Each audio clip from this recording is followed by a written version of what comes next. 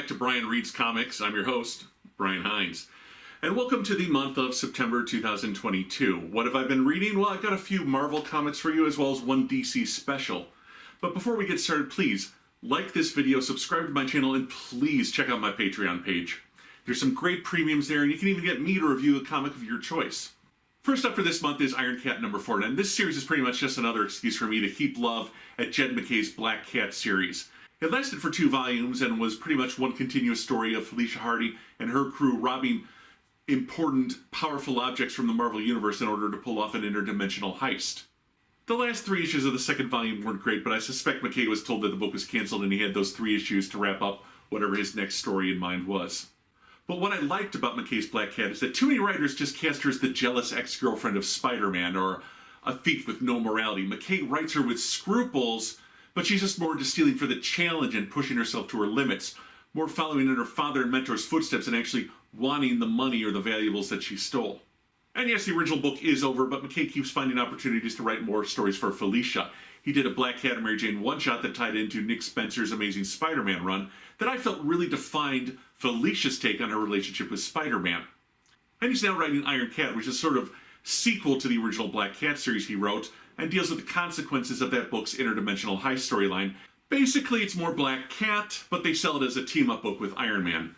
Black Cat had a mentor named the Black Fox. One of his other students, Tamara Blake, is out for revenge on Felicia and teams up with one of Iron Man's old enemies, Madam Menace, to get revenge on her and Tony. Oh, and they both used to date each of the heroes, Tamara and Felicia, Tony and Menace. So now, these 2 heroes that don't really like each other are forced to team up and trust one another if they're going to survive this hit put out by their exes. The art in this by Pere Perez is fine. This issue has a lot of flying as everyone is in armor trying to deal with Madam Menace literally going nuclear on the world. The art's not great, but honestly, that's okay. I can still enjoy the book. I'm more upset when a book has bad art because it takes me out of the reading experience every time I look at it and say, what is going on here?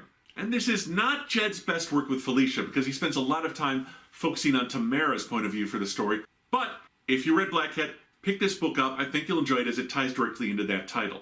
And we have even more chances for MacKay to get Felicia right as they've announced that they're going to do a Black Cat Mary Jane miniseries, again written by Jed MacKay. Speaking of books that are sequels to other books written by Jed MacKay, we've got Strange, which follows up on MacKay's previous miniseries, The Death of Dr. Strange. Yes, Stephen is dead, but his estranged... His estranged wife, Clea, is the new Sorcerer Supreme. By an incredible coincidence, this happened right after she made a mid-credits appearance in Doctor Strange Multiverse of Madness. What are the odds? Doctor Strange is dead, and several magical warlords have taken up residence on Earth, and there's also a very well-organized militia called the Blasphemy Cartel that's taking power in the magical underworld. And now Death has its own Sorcerer Supreme called the Harvest Man, who's making waves in New York City. So Clea, the Sorcerer Supreme of the Dark Dimension and now Earth, has to contend with all of these threats while trying to find a way to resurrect her dead husband. Issue 6 follows Wong, the assistant to Doctor, and now Mrs. Strange, and he of the glorious Twitter armor, as he goes about his duties and tries to find out why he's missing memories and just who the Blasphemy Cartel is, leading to 2 red-headed superheroines to make appearances. So I guess you could say that Jed MacKay has mastered writing back-to-back series featuring a woman with white hair who has at least one redhead in her supporting cast. An odd niche, to be sure. This issue is okay. We've taken a break from the adventures with Clea to focus on Wong and his ghost Basset Hound as they go about their investigation. The action is more physical in this issue and less waving your hands around to cast spells. I did enjoy Lee Garbutt's art on this. He handles action scenes very well and is very good with expression work on faces. A step up from what I saw in Iron Cat, but to be fair, almost everyone in there was wearing an expressionless mask of armor over their face. Now, I'm not a huge fan of Doctor Strange. I did enjoy the movies, and I got all of Jason Aaron and Chris Bachalo's run a few years back, but honestly, I remember almost nothing of it. If you want to know if Strange is for you, you really should read the previous 5 issues. This is a fill-in story that, while important, is not the overall regular feel that this book gives out. Still, if you like mysteries, monsters, and magic, you might want to check out Strange. And the final book for this edition is the Harley Quinn 30th Anniversary Special. So, our favorite reformed psychopath is 30. To celebrate, DC put out a one-shot special full of short stories by a lot of surprisingly A-list creators. Now, DC and Marvel have been doing these for a while now, with DC focusing on a specific character with their one-shots, and Marvel focusing on a group of heroes, i.e. Latinos, Asians, gay heroes. You get the idea. Frankly, most of these books aren't very good. But, and this is coming from someone who's never been a huge Harley Quinn fan, this one-shot is pretty damn great.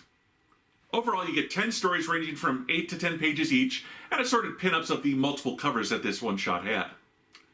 This book brings back a ton of past Harley creators like Amanda Conner, Jimmy Palmiotti, Chad Hardin, Stepan Sage, Terry Dodson, and of course, her creator from Batman the Animated Series, Paul Dini.